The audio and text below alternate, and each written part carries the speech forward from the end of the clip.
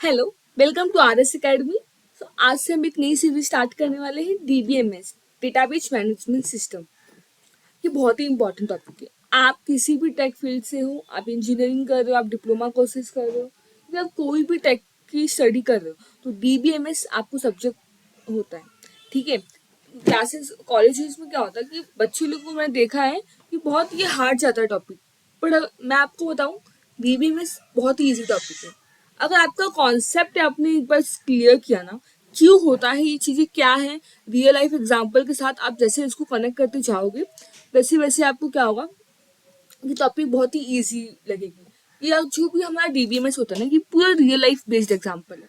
आप इसमें पूरा रियल लाइफ एग्जांपल से ही मैं आपको एक्सप्लेन करने वाली हूँ, क्योंकि जब हम रियल लाइफ एग्जांपल को अंडरस्टैंड करते हैं, उस टॉपिक को फिर इस लिंक करते हैं ना, तो वो चीज़ें जल्दी समझ में आती है।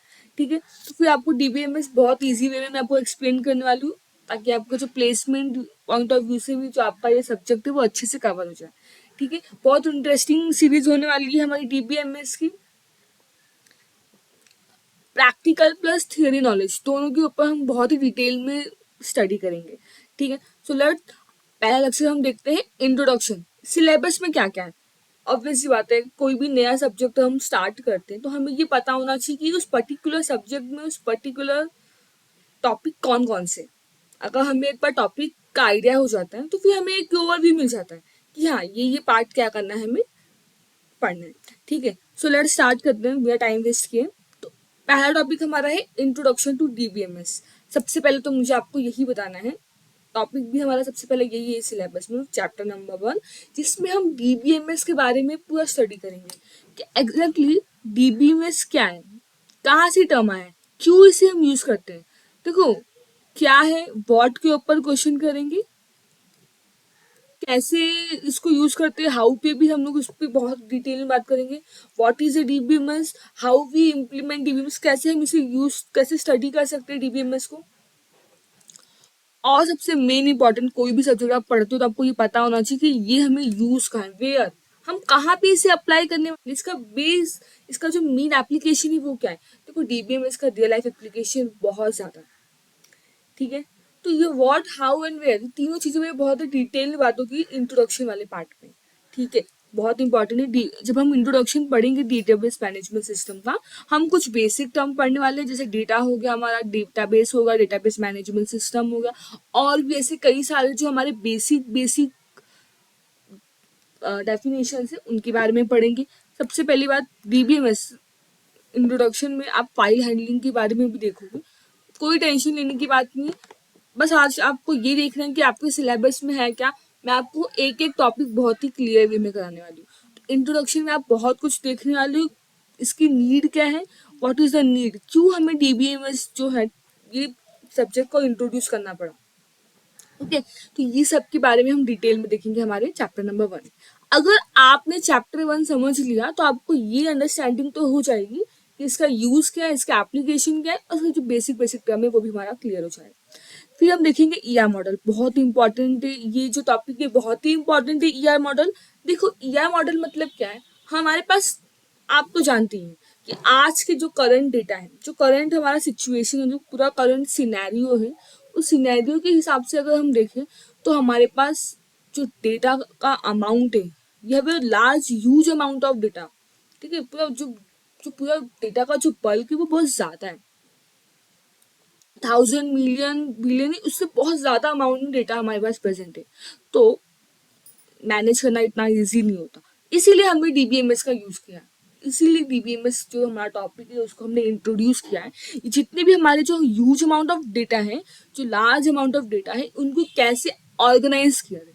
देखो, स्टोर करना तो कैसे भी इंसान स्टोर कर देगा, पर स्टोरेज को भी कैसे ऑर्गेनाइज करना है, सीक्वेंट में, एक प्रॉपर मैनर में कैसे ऑर्गेनाइज करना है, इसके लिए हमें पढ़ना होता है डीबीएमएस। तो जो ईआर मॉडल है, ईआर मॉडल में हम देखेंगे कि जो भी हमारा प्रॉब्लम है, जो भी डेटा है, उसको एक डिजाइन कैसे करना है, मैन्युअली हमें कैसे एक स्ट्रक्चर बनाएंगे कि हाँ, ये पार्ट से या मॉडल में हम बहुत सारी चीजें देखने वाले हैं, जैसे कि हमारा हो गया एंटिटी क्या होता है, फिर हम देखने वाले एट्रीब्यूट्स।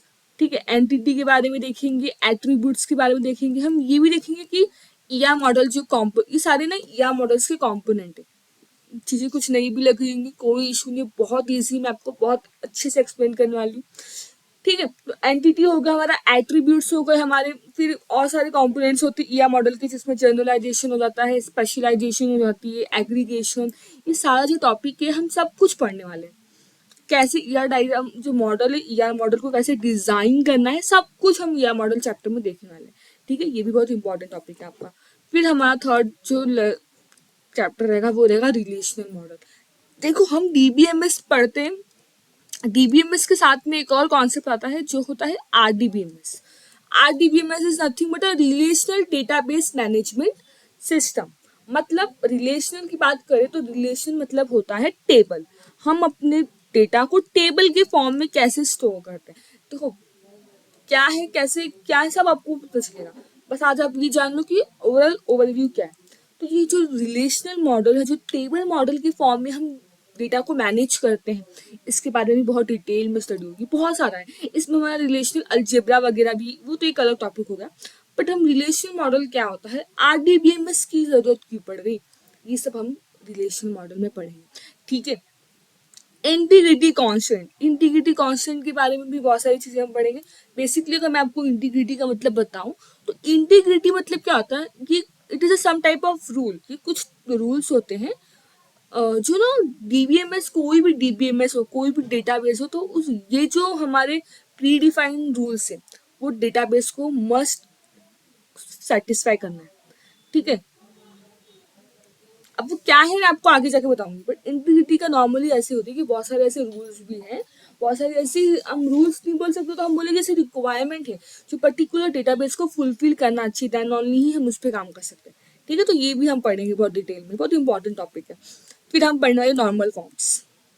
नॉर्मल फॉर्म्स में नॉर्मलाइजेशन हो गया हमारा, फंक्शनल डिपेंडेंसी। ठीक है, नॉर्मल फॉर्म्स में भी कई सारे फॉर्म्स होते हैं, जैसे हमारे नॉर्मल फॉर्म हम 1NF बोलते हैं, ये फर्स्ट नॉर्मल फॉर्म हो गया, सेकंड नॉर्मल फॉर्म हो गया, थर्ड नॉर्मल फॉर्म हो गया। ऐसे डिफरेंट डिफरेंट नॉर्मल फॉर्म्स पढ़ेंगे। फंक्शनल डिपेंडेंसी क्या होती है, टाइप ऑफ फंक्शन, जो हमारा एफडी बहुत फेमस है, एफडी के नाम से बोला जाता है फंक्शनल डिपेंडेंसी। तो फंक्शनल डिपेंडेंसी के कुछ टाइप्स भी होते हैं।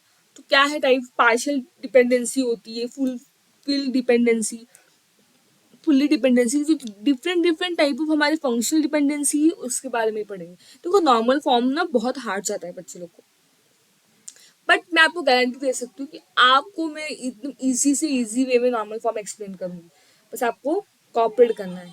ठीक है, फिर फाइल ऑर्गेनाइजेशन और इंडेक्सिंग चैप्टर भी बहुत इंपॉर्टेंट है। इसमें भी हम डिफरेंट डिफरेंट ऑर्गेनाइजेशन के बारे में पढ़ेंगे। इंडेक्सिंग बहुत इंपॉर्टेंट टॉपिक है डीबीएमएस का, इसके बारे में देखेंगे। तो ये सारी चीजें भी हम देखने वाले हैं। फिर relational algebra, tuples, calculus etcetera. तो ये जो रिलेशनल मॉडल है उसी का पार्ट हमारा रिलेशनल अलजेब्रा। और ये सारी, नॉर्मली क्या होता है, relational algebra is one type of query. ठीक है, ये एक टाइप की क्वेरी होती है जो हम अपने डेटाबेस से करते हैं ताकि मुझे एक पर्टिकुलर सोल्यूशन मिले। ऑब्वियस सी बात है, अगर मुझे मेरे डेटाबेस से कम्युनिकेशन करना है, तो कम्युनिकेशन जैसे मैं आपसे कर पा रही हूँ, मैं आपसे कम्युनिकेशन कैसे कर पा रही हूँ, इस यूट्यूब प्लेटफॉर्म की, हमारा जो है ये प्लेटफॉर्म, हम हमारे बीच में एक इंटरफेस है।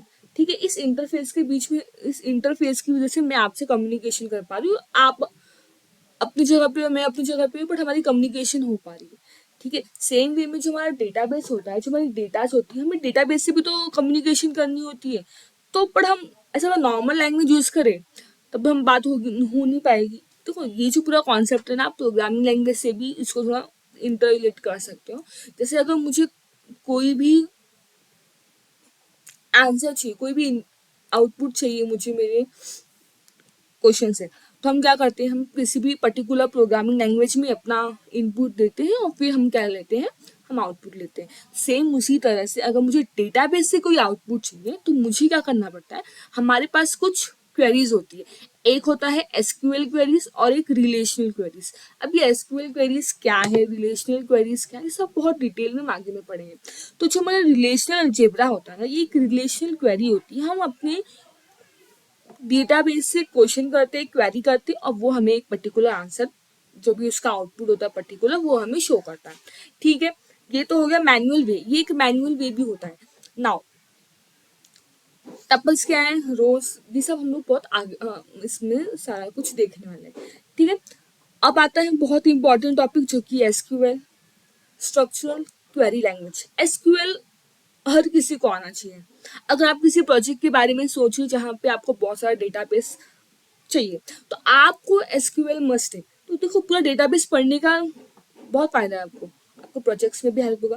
तो एसक्यूएल भी मैं आपको बहुत ही डिटेल में कराने वाली हूँ, हर एक कमांड, क्योंकि मैंने देखा है कि जब हमारे कॉलेजेस में प्रैक्टिकल्स वगैरह होते हैं ना, तो हमें काफ़ी प्रॉब्लम है कि मतलब कैसे कमांड्स कौन कौन सा है। तो आपको वो टेंशन लेने की बिल्कुल ज़रूरत नहीं है। मैं आपको प्रैक्टिकली भी एसक्यूएल बहुत ही डिटेल में एक्सप्लेन करूँगी क्या है, जितने भी हमारे कमांड्स हैं एसक्यूएल के, डिफरेंट डिफरेंट हमारा एसक्यूएल आपको अगर बताना चाहूँ मैं, तो जैसे डीडीएल हो गया, डीएमएल हो गया, फिर डीसीएल, ये डिफरेंट डिफरेंट जो लैंग्वेजेस है एसक्यूएल की, ये सारा जो उनका हमारा टाइप है। तो डीडीएल की बात करते हैं तो क्रिएट, फिर डिलीट, ट्रंकेट, जो भी कमांड है क्या है इनका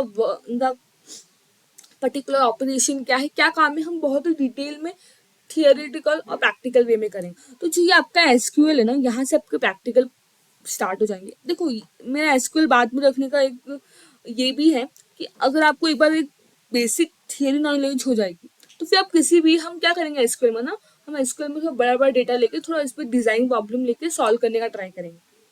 इससे आपको क्या होगा, इसका आपका जो प्रैक्टिकल नॉलेज है वो बहुत इंक्रीज होगा।